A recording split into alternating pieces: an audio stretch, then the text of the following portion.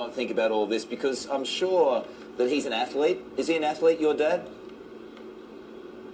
Yeah, my dad was an athlete, but now he's pretty fat. he used to eat like 2 liters of ice cream every single night, like of those Murray salted caramel ones. And then he used to get really angry at Mum because Mum didn't always buy it for him. Yeah. But when Dad got really angry, Mum started buying it for him all the time. Yeah. And then he had to suck his gut in for photos. It was really funny. I know, he's flat. How fat's your dad now?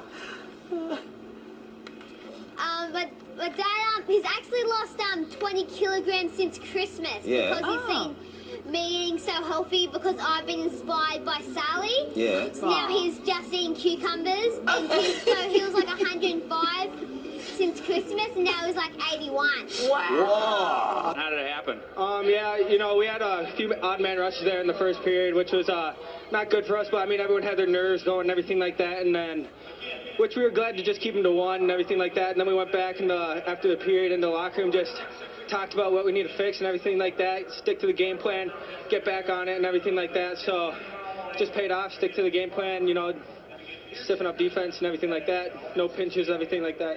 You moving on to the semifinals. Your uncle, Stu, played here a while back, I think 20 years ago with Alexandria.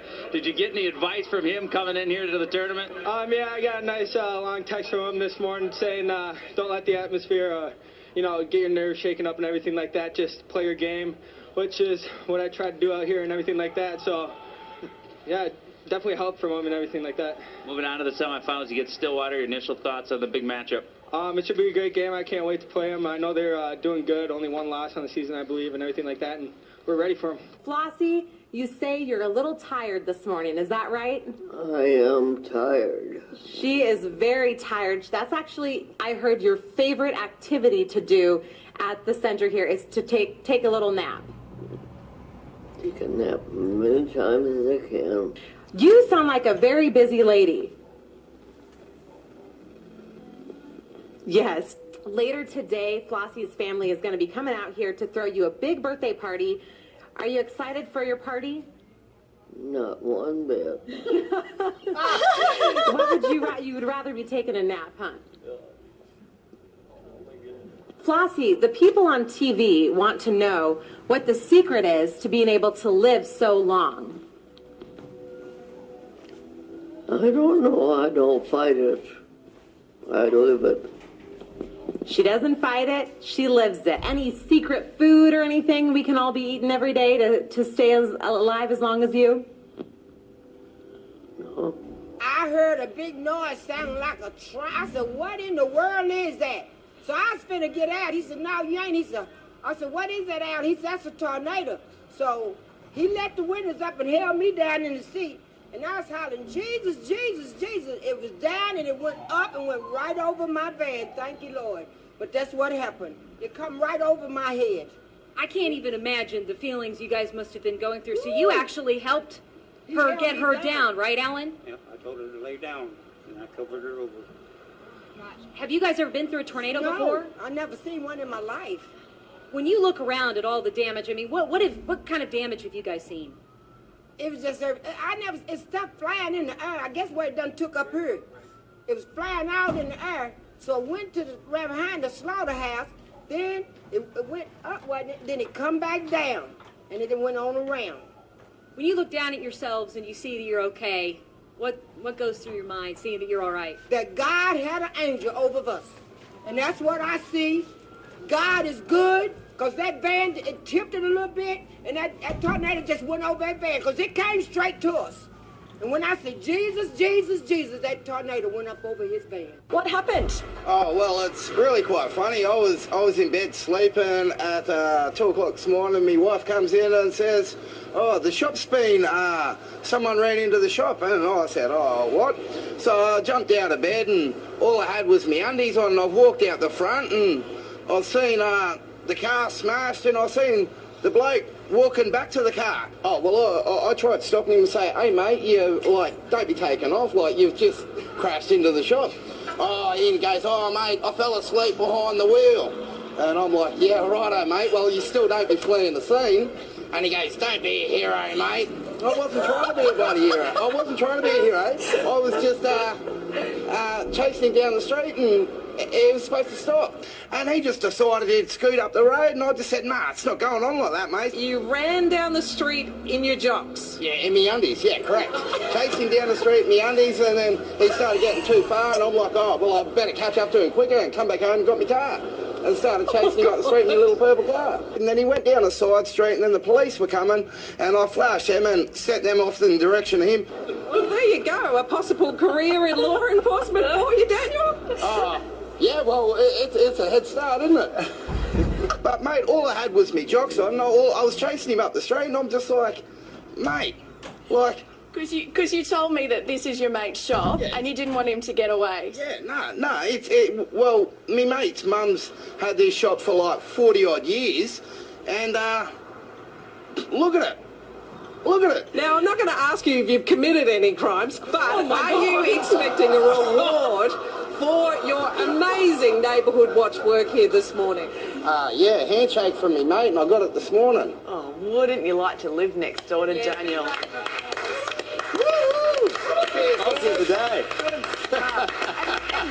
Yeah, thanks a lot. And Daniel has just become the local neighbourhood hero here. Oh, sign that Thanks man a lot, up. guys. Thanks a lot. Look at Neighbourhood Watch. That guy needs his own show. He doesn't he? That's what I mean. Fantastic. Sign him up. That's one of your best interviews ever, Michelle. Show back in Sydney. Yeah. Would you like your own show? Oh, if I'm going to be with Koshy, I will. There you go, Koshy. And you sign. You know, all good superheroes wear their jocks on the outside, so it kind of fits the brief, pardon the pun. Yeah, but I had nothing on bar me jocks. Yeah, Lisa. Well, you missed that bit of the uniform, but that's okay. You're a hero in our eyes. Well done, Daniel. Yeah, cheers. Thanks a lot, guys. Goes to show what you can achieve in your underwear. Well, we'd been down at Options Tavern at a Stubbies and Singlets party and Beautiful.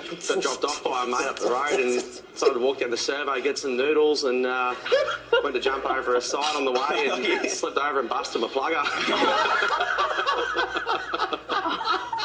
That's so Australian. Busted a plugger. So you've got a busted plugger. Seaman shorts party. What are you seeing that's happening at the servo? Pretty concerned about my blowout I had and looked up and saw a white Commodore pull up, two blokes with shirts around their faces and and sort of thought something was a bit sus, so better go and check it out. Well, you look like you got reasonable guns. You've been working out in the gym. You look reasonable, buddy. Mate, I don't go to the gym. I haven't been to the gym in years. The only gym I go to is Jim Beam. That's about it.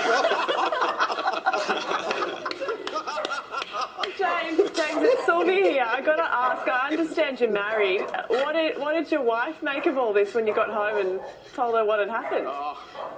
I'm not actually married as yet. That was my manager that hacked my Facebook and put up that I was getting married. But yeah, she was more concerned that I broke the brand new pair of pluggers that she bought me on Thursday night. Yeah, of course. Hey, James, have you managed to get yourself a new pair of pluggers? Yeah. Mate, I've got the team Muttangers fishing team. They're going to sort me out my son. And what was the name of the fishing team? Helping me out. The who? The team Muttangers. Look them up on Facebook and give them a like. You had to ask. You had to ask. And, I thought that was what he said, and I thought we'll just let it go through to the keeper. You're the reason I came back from holidays. It doesn't get any better. Righto, folks, that's our show for the year. Live television. I never ever be on live television. Are you excited? Yeah, and apparently I already went down the super slide. When I went down the one, I was scared half to death. I just freak out. Eric Hubbard was sitting in a friend's car eating lunch when Friday's tornado came barreling toward them. I was scared. I was finna eat a hamburger, it took it. I don't even know where it's at. It took your hamburger out of your hand. And drink. I don't know where it's at. Tell me about the whistles. The whistles go woo. When you want to woo woo, it's that woo woo. You know what I'm saying? Then you got the flows. They didn't trip out the flow masters. That decoration, man. It's just for decoration. That's it. And that's all, man. We do it for decoration. You have it on your car? Yeah, I got it on my car. It was being installed on their car. Some neighbors are saying way too loud. That's only in the morning. He supposed to be up cooking breakfast or something by then, so that's like an alarm clock. Woo, woo! How's it feel to get the power restored? It's been 5 days, hasn't it? You know what? Hey, I'm so glad the power come back on because I was burning up. Lamasa Pace said she was thrilled to see all the power trucks rolling down her street, South Military. The whole street was lined up with them cherry pickers and all them crew. I said, you said hallelujah. I go like, hot dog, look at that, boy, look at that thing. How well are you going to sleep tonight? You bet I'm going to sleep like a baby. Drink me some good old Kool-Aid and drink me some cool big jug of ice or Kool-Aid and go to sleep like a baby. Kelly Dodson was asleep with her little girl inside their apartment on Webster Drive when I was attacked by some idiot from out here in the projects. He tried to rape me. He tried to pull my clothes off. Well, obviously, we have a rapist in Lincoln Park. He's climbing in your windows. He's snatching your people up, trying to rape them. So y'all need to hide your kids, hide your wife, and hide your husband because they're raping everybody out here. the attacker got loose and went out the upstairs window, but he did leave something behind. We got your T-shirt. You done left fingerprints and all. You are so dumb. You are really dumb. For real. You don't have to come and confess that you did it. We're looking for you. We gonna find you. I'm letting you know now. So you can run and tell that, homeboy. Her screaming. I meet my McDonald's. I come outside. I see this girl going nuts trying to get out of her house. So I go on the porch. I go on the porch, and she says, help me get out. I've been in here a long time. And like I say, my neighbor, you got some big testicles to pull this off, bro. Because we see this dude every day. I mean, every day. How long have you lived here? I've been here a year. Okay. You see coming from? Right. I barbecue with this dude. We eat ribs and whatnot and listen to salsa music. You see where I'm coming from? Yeah. And you had no indication that there was anything going on? Bro, not a clue. What was the reaction on the girls' faces? I can't imagine to see the sunlight, to be Bro, around people. I knew something was wrong when a little pretty white girl ran into a black man's arms. Something is wrong here. Dead giveaway. Dead giveaway. Charles, thank you very much. Dead giveaway. Thank you very much for your time. And either she homeless or she got problems. That's the only reason why she run to a black man. Charles, thank you for being there, man. Curiosity leads to large crowds in Mobile's Crichton community. Many of you bring binoculars, camcorders, even camera phones to take pictures. To me, it look like a leprechaun to me. All I gotta do is look up in the tree. Who else seen the leprechaun? Say yeah! Eyewitnesses say the leprechaun only comes out at night. If you shine a light in its direction, it suddenly disappears. This amateur sketch resembles what many of you say the leprechaun looks like. Others find it hard to believe and have come up with their own theories and explanations for the image. My theory is this casting a shadow from the other limb. Could be a crackhead that got hold to the wrong stuff. And it told him to get up in a tree and play a leprechaun. We're going to get down to the bottom of this. You're still on there, guy. Don't be afraid. Don't be afraid, man. This guy helping to direct traffic says he's prepared for his encounter with the leprechaun. He's suited up from head to toe. This wars off spells right here. This is a special leprechaun flute, which has been passed down from thousands of years ago from my great-great-grandfather who was Irish. I just came to help out. Others just came to get lucky in hopes a pot of gold may be buried under this tree. I'm gonna run a backhoe and uproot that tree. I want to know where the gold at. I want the gold. Give me the gold. I want the gold. Man, them jokers was big. Size of a quarter, doggone. Many said it sounded like nothing they've ever heard before. It said, kapooyah, kapooyah. And your boy, that hell just came in. I opened my door, and I looked out my door and started hitting me in my head. I took out running, ran to my rescue, but then I called my mama to see was she all right. Folks were told to stay off roadways unless absolutely, positively necessary. But they still came out to places like the Circle K gas station. I wanted donuts. David Grisham, the leader of an area radical Christian group, attempted to publicly set fire to the Islamic holy book. Snuck up behind him and took his Quran. He said something about burning the Quran. I was like, dude, you have no Quran, and ran off. I didn't make anybody stay here until 7 a.m. or 11 or whatever it is everybody finally left. I didn't make this kid pass out on my floor. People wanted to be here. That was their decision. Oh, bro, it's just like, dude, you get the best barrels ever, dude. Just like you pull in and you just get spit right out of them. And you just drop in and just smack the lip. Whoop-ah, drop down, snap, ah. And then after that, you just drop in, you just ride the barrel and get pitted. So pitted like that. I ain't no robbing type of person. I wouldn't do nothing to no innocent man. I've been robbed. I've been pistol whipped. They got that on file. I'm innocent. I ain't do nothing. I don't know what's going on. All I know is my side of the story. I can't tell no other story. I'm innocent. And Mama, I love you. P.O.P. all the time. Right, these all good pimp squad, baby, for life. Surveillance tape is catching a routine morning at this gas station on Bannister until chaos erupts. I was putting one more tap of coffee in my coffee cup, and out of the corner of my eyes, I saw two guys come in, one with a black hoodie, one with a white hoodie. And the guy with the black hoodie said, "We want your money, everybody up front and down." And I'm like, oh, why did I need coffee now? The guy in the black starts coming down, and I'm like, don't look, don't look, don't look. So I'm putting my hair down, you know, and he comes right to me, and he goes, "Get down now." And I go, "Yes, sir." And I just dropped to my knees, and I heard, boom, boom, boom. And I'm like, oh, my God. So I back farther and farther away, and I think maybe I should faint, but I don't.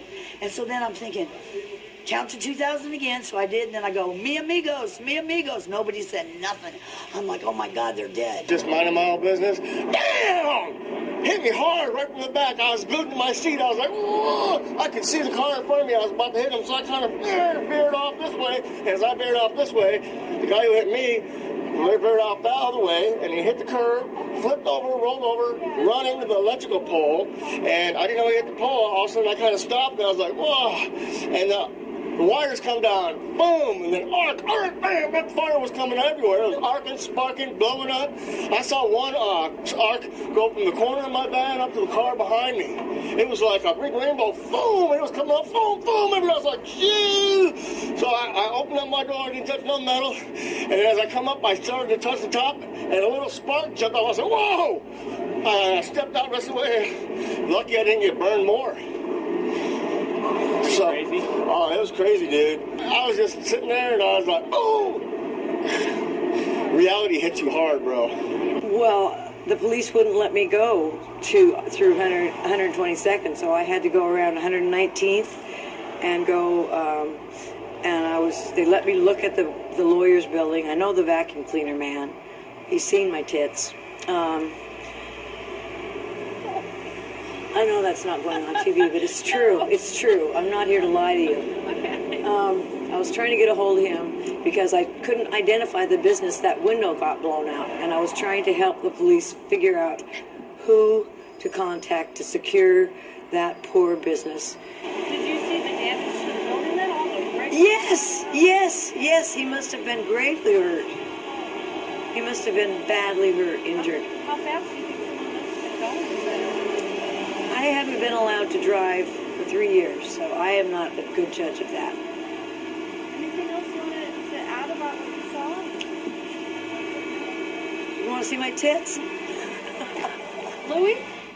I was in the passenger side of this fucker's car, and he comes over on there. He was over by the recycling center. He says, "Oh, when I was in the Virgin Islands, 30 years old on a business trip, I fucked this 14-year-old. I was like, "You what?" He's like, "I raped this 14-year-old." Starts crying, gives me a big hug. He's like, fucking 300-pound guy. I'm like, "Holy shit, you must be fuckered, man. Like, what's he talking about?" I didn't take him seriously at first. Comes driving down this way. He's like, "You know what? I come to realize I'm Jesus Christ, and I can do anything I fucking want to." And watch this, bam, and he smashed into this fucking guy right there, pinned him in between that fucking truck. And so I hop out, I look over, the guy's pinned there. I mean, like, freight train riders know this. Like, if you get pinned between something, do not fucking move that shit, otherwise you bleed out. Like, motherfucker, I ran in, I grabbed the keys, he's fucking sitting there like nothing even happened. And like, fucking, like, man, if you started driving that car around again, man, there would have been a hell of a lot of bodies around here. Fucking, I hop on out, and so I grabbed the bag, I threw it over by that pole right there, and then fucking Buddy gets out, and these two women are trying to help him. He runs up and he grabs one of them, man. Like, a guy that big can snap a woman's neck like a pencil stick. So I fucking ran up behind him with a hatchet, smash, smash, smash. Yeah. Who else is going? Who was walking there? But who else? How bad they are. Why don't they just walk the gunners? It ain't a far walk. It's just 38 miles. Why don't you walk? Why don't you walk the gunners? Can you walk the gunners? I'll walk. Yeah, I can walk the gunners. Why don't you walk the gunners? I don't need to walk the gunners. Well, shit, no, you don't. You're gonna put everybody else walking the gunners. Why don't you just walk the gunners? All right, I'll walk the gunners. All right, let's go. All right, hang on. Let me do this one time. Man, let's go walking.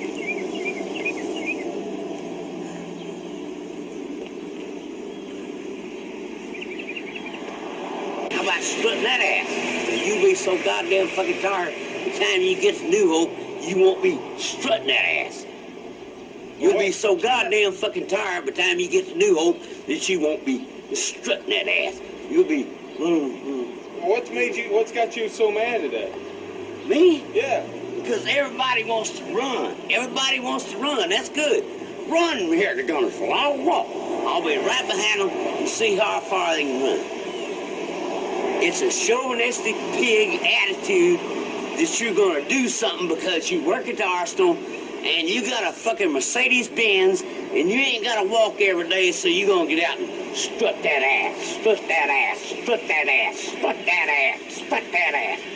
When you start walking, my friend, and you get 10 and 15 miles on the highway, you won't be strutting that ass. You'll be half dead by the time you get there. So it's a chauvinistic pig attitude that Clinton's got to strut that ass.